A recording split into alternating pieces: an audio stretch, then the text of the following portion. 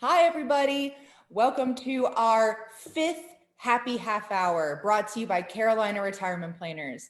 I am Sam Shukavage, and with me is my dad, David Shukavage, the president of Carolina Retirement Planners. Hey, everybody, and you're actually on the pregame show. It is actually 4:27 or so. It turns out we got to start a little early because there's a delay and everything. So we're going to start all over again here in just a couple minutes. But you get to watch the pregame banter, Ooh, and exciting.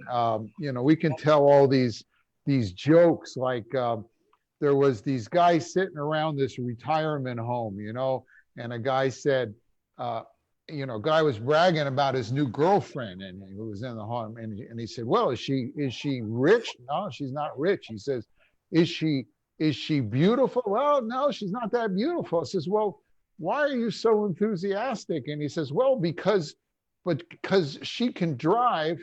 And at night, so it was anyway. The jokes get. Oh, Penn State was a Dad. good joke, Oh, It man. just, That, but that's what you came with out of all the jokes that you know? That's the one? was the only clean one came off the top of my head, All right. All right. So what can I say? What can I say? We're really excited to be doing this. So if you're just now joining us or just logging on, uh, right below us, hopefully there should be a comment bar. If you have a Facebook account, you should be able to type in and comment and say hi. Then we know that you're here. Hey, Brad, thank you for joining us. Yep. Let us know. Let us know you're here. If you don't comment, we don't see you. We don't know you're here. That's the way Facebook works, and we We're like to know happy that who's you're joining here us. just the same.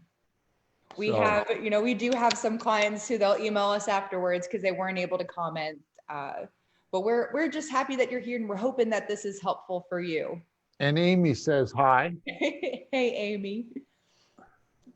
Yeah. So we should be looking and looks like we got our sound and lights put together once again successfully. There's you wouldn't believe all the stuff you got to click on to get this stuff to work. It is like more complicated than you might imagine. More complicated than you might imagine. Got Hey, about 30 seconds more. Eric and Miranda, hey, thank you for joining us. And Eric, I loved the story about Cynthia. That was really cool to see. His wife, did you see that? I did, but go ahead and tell them the story. Yeah, she's with this really cool group that was that's making masks for people in the community. And the article that we had looked at, they had gone and brought a bunch of homemade masks to the battleship to give to the battleship volunteers. So that's really cool. It's good to see our clients and people around us doing good things for the community. Okay. Well, let's do our official start now. It is 4:30. Oh, absolutely. So, hey, everybody. Welcome to our fifth Happy Half Hour brought to you by Carolina Retirement Planners. Thank you for joining us. My name is Sam Shukavage, and with me is David Shukavage. And hopefully you're all with us too, with your favorite drink in hand. What are you drinking today, Sam? I am drinking some white wine. It's from the Loire Valley in France. Nice. And I am, as usual, drinking. It doesn't look like it, but I swear this is herbal tea. And but have no fear, I will follow it up later, soon after, with something stronger. It's just better that I don't, start this early. Yeah, absolutely. Well, cheers. I hope that everybody else is enjoying their little Friday. Happy Thursday. Hey, Hans and Rick. Miranda? If you're feeling real froggy, something that we found out that you can do is if you click share underneath us and then watch party, I believe you can start a watch party so other people can see us too. In fact, it gets even better. We enter everybody that sends us a question in for a bottle of a drawing for wine. If you first in the comments say, "Hey, I'm starting a watch party," and then go down below on Facebook and click watch party, what it does is it tells all your friends that you're on the video and they may come and join you. But when you do that, you can now chat with your friends, but we won't see the chat. So before you do that, tell us you started a watch party and we'll put your name into the box, into the hat for next week.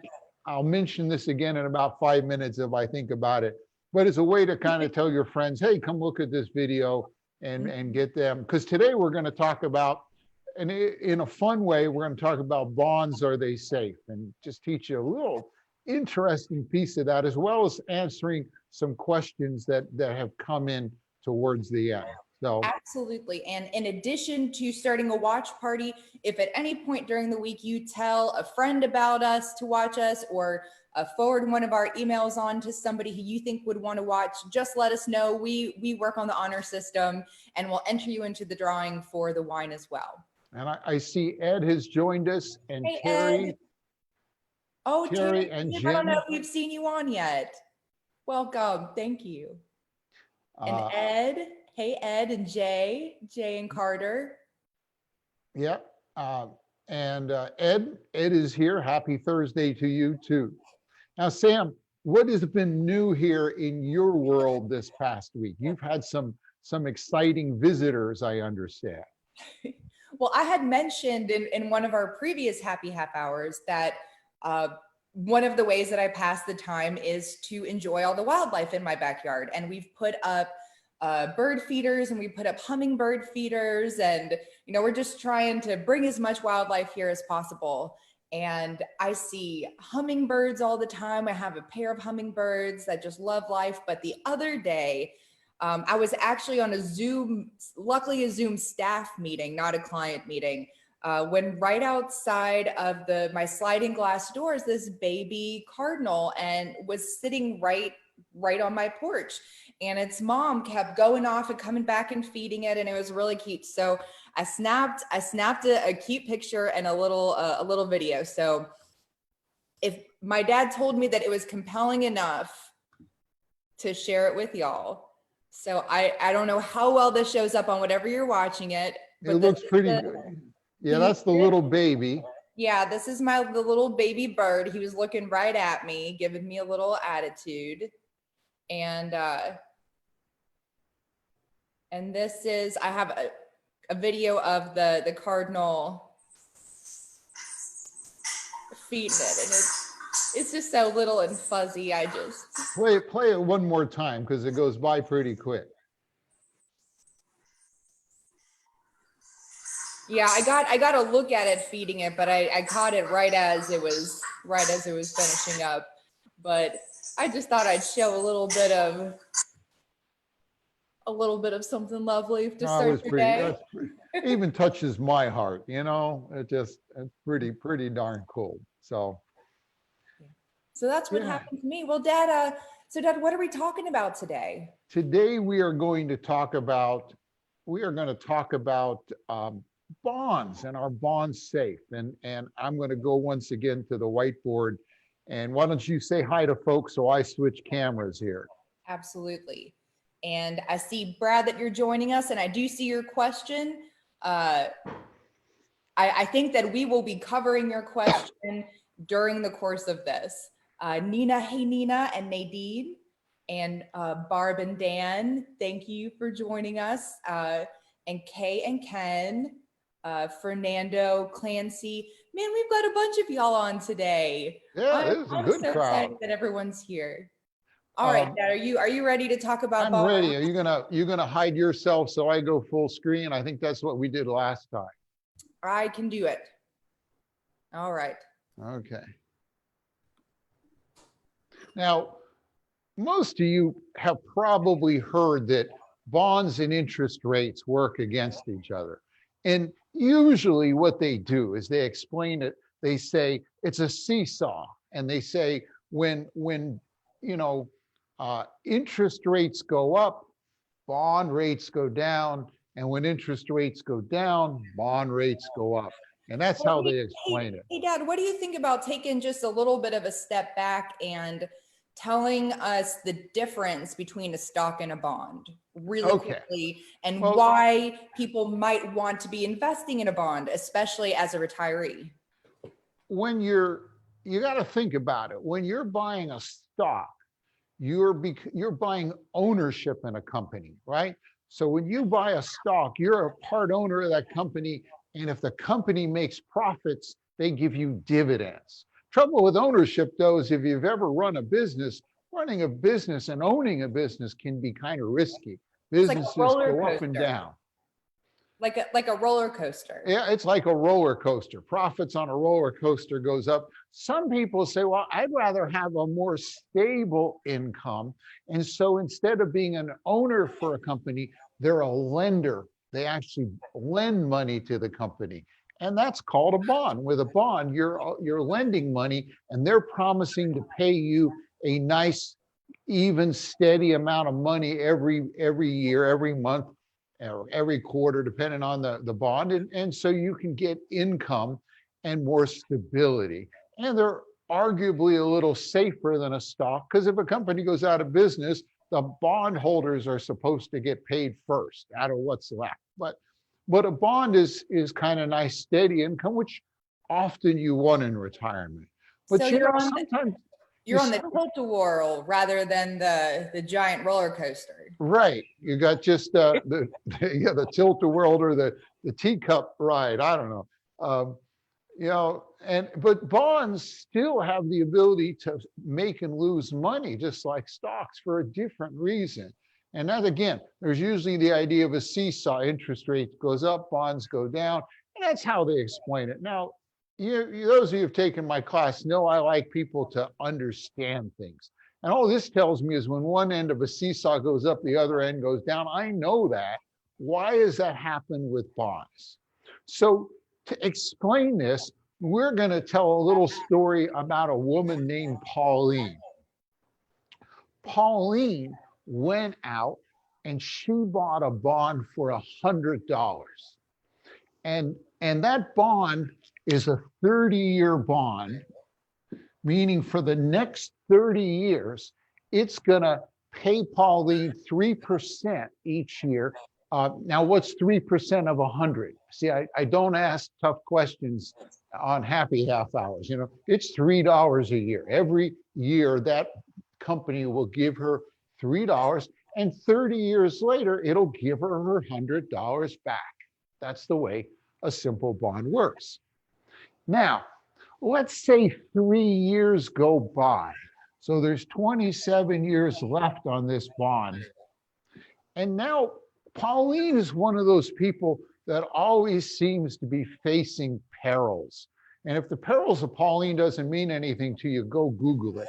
But Pauline suddenly needs this $100 back. I don't know, had a family emergency, some reason. And so she comes to me. Oh, and in this 27 years, interest rates went from 3% to 6%. Not hard to do because interest rates are at the lowest they've been in lifetimes, you know? So interest rates over those 3 years went from 3 to 6%. She's got this $100 bond paying $3 a year. She comes to me, she says, David, I'm in trouble. I got this $100 bond paying 3%. Will you give me $100 for it? Well, I'm going to say, well, wait a minute. I'm not going to give you $100. I could take that 100 and buy a brand new bond at 6% and get $6 a year. But she says, David, I'm desperate. I got to get my money out of this bond. And I say, I'll tell you what I'll do, Pauline. I'll give you $50 for this bond, this 3% bond. Well, that doesn't seem fair at all. Well, it doesn't, but let's think about it. Let's think about it. If I own the bond, how much is the company going to give me every year? Well, $3. $3. And $3 is what percent of $50? 1.5? It's 6. It's 6%, 6% of $50. So by paying her half the amount for the bond, I'm able to get the same amount I'd get if I bought a new bond. See, so that's why as interest rates go up, bond prices go down.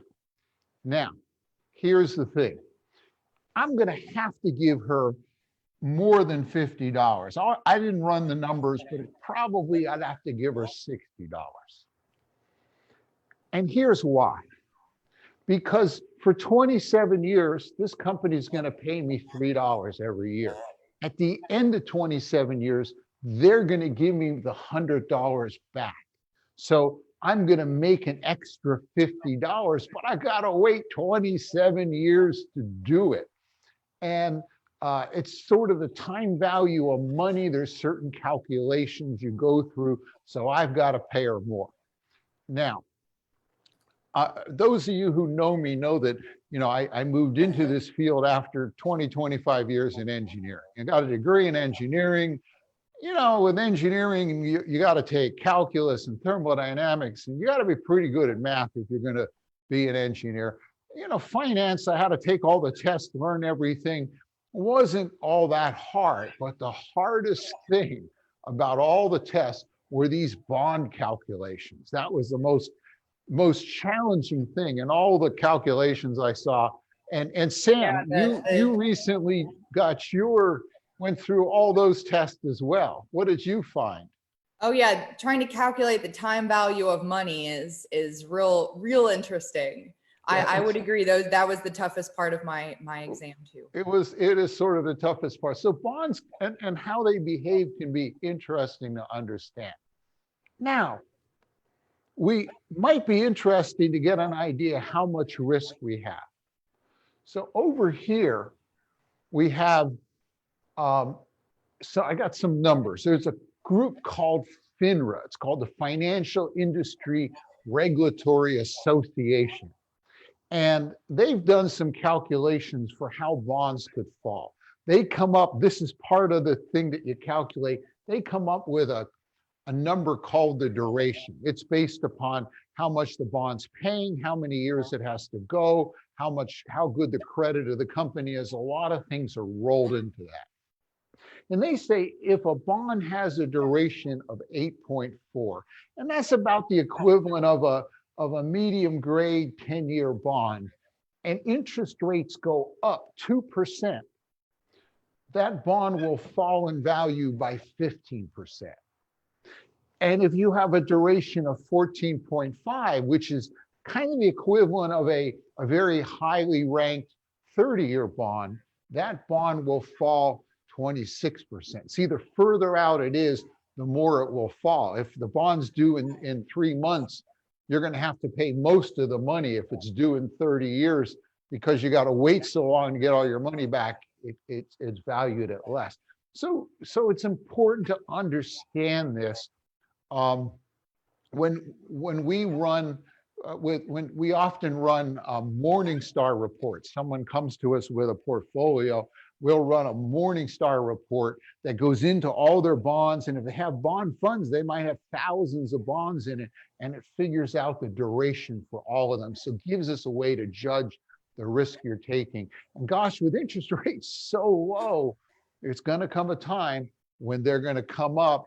And the perfect storm would be the stock market falls and interest rates go up, and now your portfolio drops even more. So a lesson here on bonds. One thing that is interesting inside fixed annuities, fixed and fixed indexed annuities, because of the way they're structured, you don't have any interest rate risk. Your money doesn't go down because the companies can hold the bonds till they're due. And that brings up another thing. I think next week, we had a lot of questions on annuities. That's we're always asking people, what do you want to learn about? People have been asking us, what about annuities? Next week, we're going to do annuities. I'm going to call it the good, the bad, and the ugly. And we're going to show a lot of stuff about how they work and some of the stuff behind the scenes on annuities. And a couple other things. One, this is a very simplified explanation for this. Don't go off and make changes without consulting a licensed professional, because we're just teaching the basic principles and questions.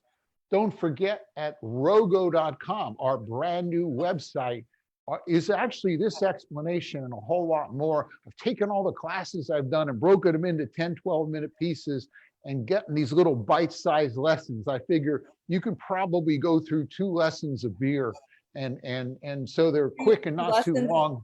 two But lessons in a beer. 2 lessons per beer is about the right amount, I But you're figure. a 20 minutes a beer kind of guy. Yeah, that's we won't, bottles of wine take me longer. I had to take a whole night to drink a bottle of wine, but anyway, rogo.com.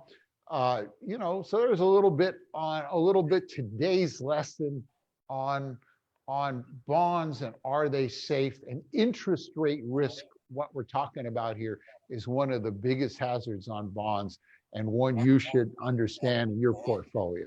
So, well, Dada, what do you think that means for our folks out there who are either in retirement or planning for retirement?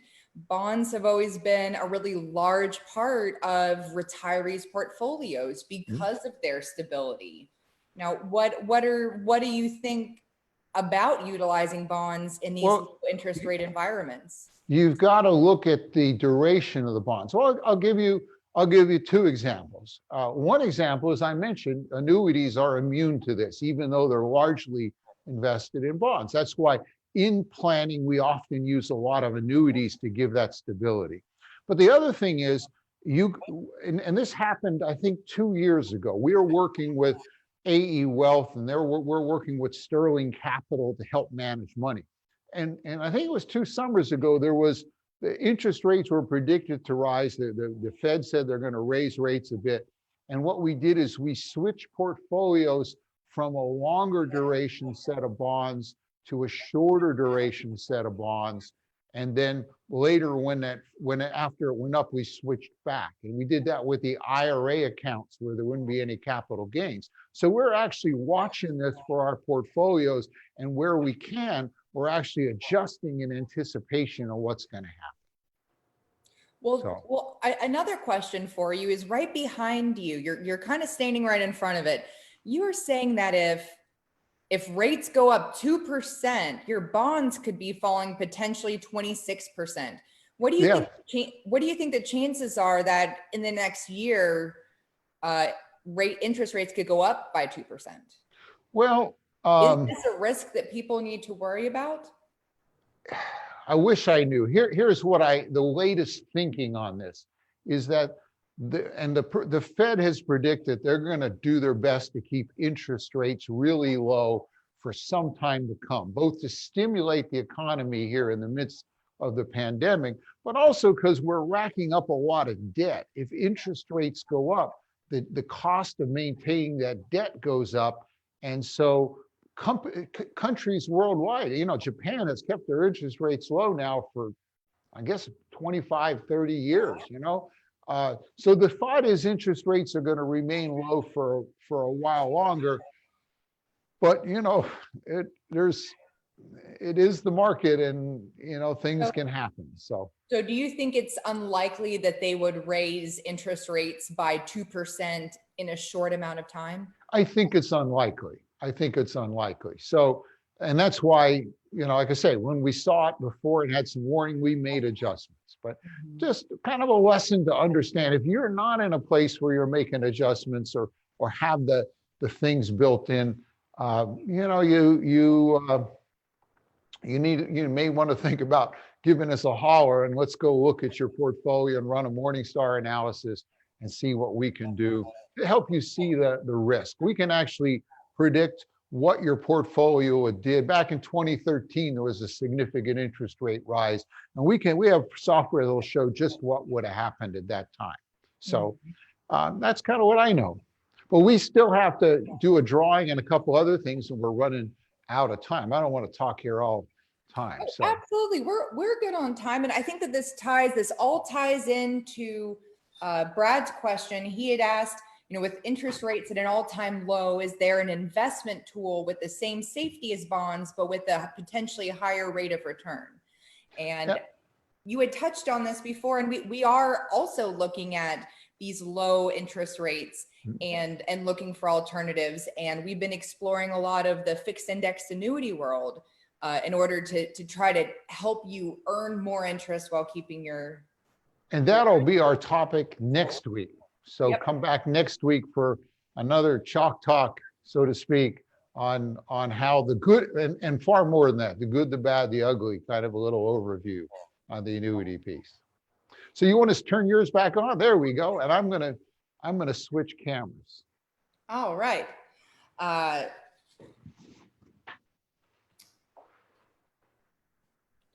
Okay, so while he's switching cameras, one of the things that we want to take some time each week to do is we're sitting here and we're asking you to send us in your questions, send us in your potential topics. And so not everything's going to be able to become a topic in the future. So we want to take a chance to an opportunity to answer some of these questions while we can. And what was a good question we got, a good one to handle this week, a short one? One that we got that for this week that I wanted to bring to your attention is from Bob, and he's saying, what should we be doing now to prepare for the time when we lose a spouse? Well, there are some big picture and some close-up things you can do. One thing, big picture, is you need to look at your income plan and understand if one person dies, will the surviving spouse have enough money to keep going? Those of you who have worked with us know that I am forever killing the guy off at 85 and looking for pension drops. One of the social securities will go away.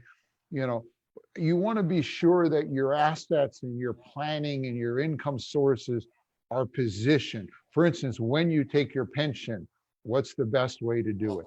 Often the one spouse, usually the high earner, will let their social security go to 70 because it's higher than, but when they die, their deceased spouse will get the higher of the two. So there's all kinds of basic planning, the income planning tools that can do it.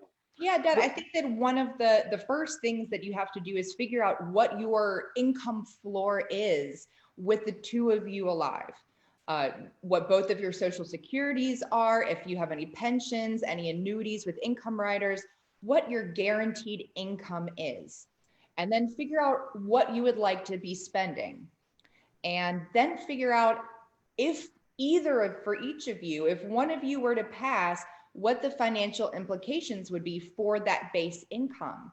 So if you have a couple and one of you passes away, what happens to your social security? What does the survivor get? Yep, and that's part of the base. They get the higher of the two. Okay, yeah. The survivor gets the higher of the two social security. So you're going to have a drop in income no matter who you are. And then understanding, did I take my pension in such a way that my spouse is going to get 100% or 50% or nothing moving forward if I pass? So I think that's one of the biggest things that you have to identify is, how is my income going to change, and how are my assets positioned to be able to cover that drop in income? Now here's a little thing. In fact, here's a little gotcha that people aren't aware of. And it's even worse if someone dies. It can be even worse if they're disabled. Let's say they come down with dementia and they can no longer take care of themselves, and your husband gets dementia. And if you don't have powers of attorney and certain documents in place, they have an IRA somewhere. Well, you think, I'm his wife, I can go manage that. If you don't have the powers of attorney, what can happen is you'll have to go to court, petition to be put in charge of their assets, and then you'll have to come back every year and report to the court what you did, all the time and expense and legal expense, because the court doesn't know that you've been happily married for 30 years. It could be you were unhappily married. And so you got to go through this. So you want to be sure that the legal documents, not just the wills and the trust, but the powers of attorney and guardianship papers. We don't have time to go into all of that right now, but there's a lot of stuff you want to get in place because there's gotchas out there. Though, we use some local attorneys who are really good at this. Many of you I know have worked with them, and they've got those documents in place for you. But if you don't, you want to watch out for that. You want to be sure your beneficiary designations are in place too. So a lot of things there, both big and little, that you need to be sure you're working on. If you are all in place, usually when someone passes, there's not a lot that has to happen immediately. You usually have some time if you've got trust and all in place, and you just call us and we help, guide you through that and work with the attorneys to guide you through that. So we are not attorneys. We can't practice law, but we make sure we're integrated with what they've done. So, and we absolutely recommend that if you are retired, or anybody, that you should see one to get your estate planning affairs in order. yeah. While you're getting the hat, Sam, I think I see, I don't know if we mentioned Barb and Dan. They are joined us, and they have moved to the western part of the state. It's good to talk to you. I had to give you a call. I haven't talked in a long time. Nadine, Kay, it's nice to see you joining us. And Fernando is here. We just talked, I think, yesterday. And Charlene, Matt is enjoying it. So another question that we've gotten, as I was kind of putting together all the questions that have come in, I noticed two recurring themes, and one was, tell us about annuities. Explain the good, the bad, why we would want them, why we wouldn't want them.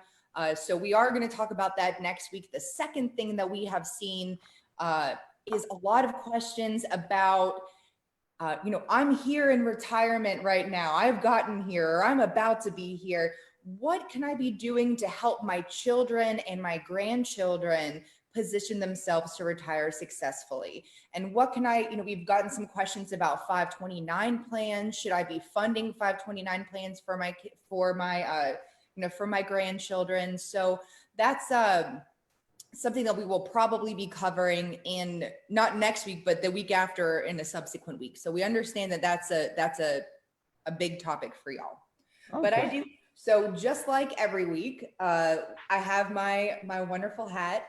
And so anybody who sent us throughout the week a question or a potential topic is entered in our hat, and the winner gets 2 bottles of wine shipped directly to your door. You can also get in the hat by recommending this to friends and sending us an email, or drop us a message or an email, and then go to watch party on your Facebook account. Down on the bottom there, you can see it, and click that. And that'll tell your friends you're watching, and maybe some of them will come and join us. But once you do that, we don't see your comments anymore. So you want to tell us beforehand. Yeah, but we want y'all, we want to be answering the questions that you want to hear about. We want, any friends or family that you have to be able to be engaged. And we want to have as many names in this hat as we can each week. And we love giving away wine. So it's low-hanging fruit for you. So I can see Lanny has joined us too. Matt, Miranda. Last week, Talula and John won, and this week it is Rick and Mary Jo. So congratulations, Rick and Mary Jo, and y'all have sent in questions pretty much every week. So I'm excited to see that you finally won your bottles of wine. So hopefully next week you'll be able to join us opening your winning bottles. Okay. We are right. My clock here is chiming. We are right at 5 o'clock. Easy for us to talk for a long time, but we're trying to be pretty good at keeping it to half an hour, so you can count on, you don't have to drink too many glasses while you're listening to us. So yep, we will try to make this better. So if you have any input for us, last week we got some input. So anything that we could be doing to make this better for you, let us know. But we're real excited to be doing this and happy that you're joining us.